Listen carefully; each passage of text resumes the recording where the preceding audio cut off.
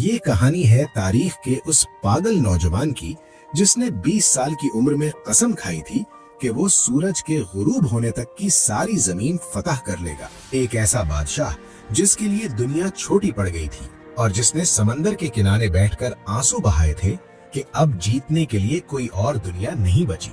ये दास्तान है सिकंदर आजम यानी अलेक्जेंडर द ग्रेट की, वो फातेह आलम जो तूफान की तरह उठा और बिजली की तरह चमक कर गायब हो गया। ये 356 कबल मसीह यानी बीसी का जमाना था। मकदूनिया के बादशाह फिलिप के घर एक बेटा पैदा हुआ।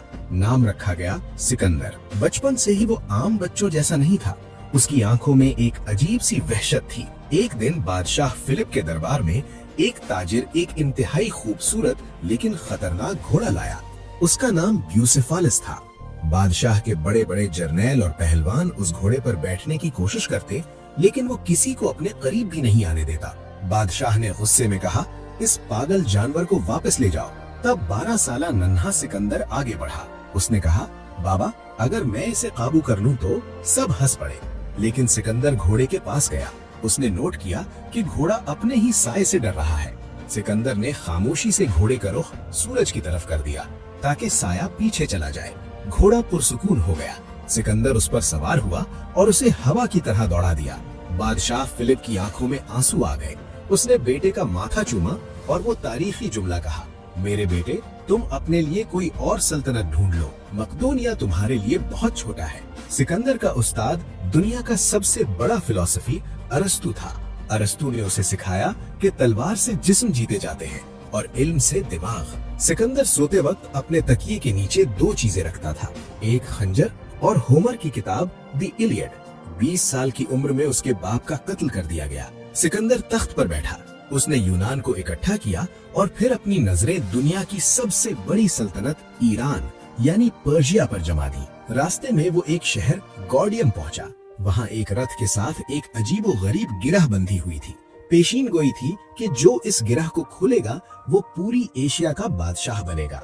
बड़े बड़े अक्लमंद आए और नाकाम हो गए। सिकंदर वहाँ पहुंचा। उसने गिरह को देखा, फिर अपनी तलवार निकाली और एक ही बार में गिरह को काट कर रख दिया। उसने दुनिया को बता दिया कि फातिह रास्ते ढूंढते नहीं, रास्ते बनाते हैं। अब सिकंदर ईरान में दाखिल हुआ। ईरान का बादशाह दारा यानी डैरियस III था, जिसके पास लाखों की फौज थी। सिकंदर के पास सिर्फ 40-50 हजार सिपाही थे, लेकिन सिकंदर के पास वो जोश था जो ईरानियों के पास नहीं था। जंगे गागामेला में दोनों फौजें टकराई। ईरानी फौज टिड्डी दल की तरह थी, लेकिन सिकंदर ने सीधा बादशाह दारा पर हमला किया। दारा डर कर मैदान छोड़कर भाग गया। उस दिन सिकंदर ने वो किया जो नामुमकिन था। उसने दुनिया की सुपर पावर को शिकस्त दे दी और शहनशाह ईरान बन गया। उसने तख्ते जमशीद के महलों में जश्न मनाया। अब वो आधी दुनिया का मालिक था। ईरान, मिस्र और अफगानिस्तान फतह करने के बाद सिकंदर हिंदुस्तान यानी मौजूदा पाकिस्तान के इलाकों में दाखिल हुआ। यहाँ इसका सामना एक ऐसे राजा से हुआ जिसका कद 7 फीट से ज्यादा था और जो सिकंदर की तरह ही निडर था। ये राजा पोरस था। दरियाए जहलम के किनारे तारीख की खौफनाक जंग हुई। पोरस के पास हाथियों की फौज थी जिसे यूनानियों ने पहले कभी नहीं देखा था। हाथियों ने सिकंदर की फौज को कुचलना शुरू कर दिया। सिकंदर का अपना प्यारा घोड़ा ब्यूसेफालिस इस जंग में मारा गया। बहुत मुश्किल के बाद सिकंदर जीता। राजा पोरस जख्मी हालत में जंजीरों में जकड़ा गया और सिकंदर के सामने लाया गया। सिकंदर ने पूछा, बताओ तुम्हारे साथ क्या सलूक किया जाए। पोरस ने सर उठाकर आंखों में आंखें डालकर जवाब दिया, वही जो एक बादशाह दूसरे बादशाह के साथ करता है। सिकंदर इस जवाब से इतना खुश हुआ कि उसने पोरस की सल्तनत उसे वापस कर दी और उसे अपना दोस्त बना लिया।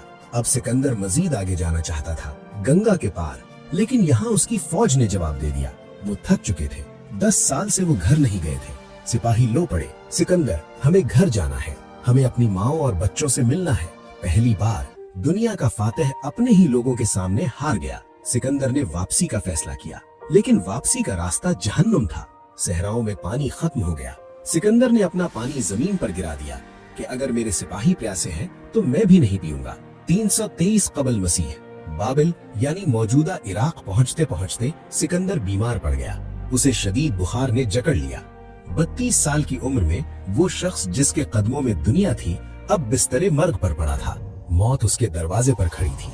मरने से पहले सिकंदर ने अपने वजीरों को बुलाया اور 3 عجیب وصیتیں کی۔ میرا جنازہ میرے حکیم یعنی ڈاکٹرز اٹھائیں گے تاکہ دنیا دیکھ لے کہ جب موت آتی ہے تو بڑے سے بڑا ڈاکٹر بھی نہیں بچا سکتا۔ میرے جنازے کے راستے میں میرے خزانے کے ہیرے اور سونا بکھیر دینا تاکہ لوگ دیکھ لیں کہ یہ دولت یہی رہ جاتی ہے، کوئی اسے ساتھ نہیں لے جا سکتا۔ میرے دونوں ہاتھ تابوت سے باہر لٹکا دینا تاکہ دنیا جان لے کہ سکندر اعظم آدھی دنیا فتح کرنے کے بعد بھی خالی ہاتھ جا رہا ہے۔ سکندر نے آنکھیں بند کر لی۔ وہ شخص جو خدا بننا چاہتا تھا ایک عام انسان کی طرح مر گیا۔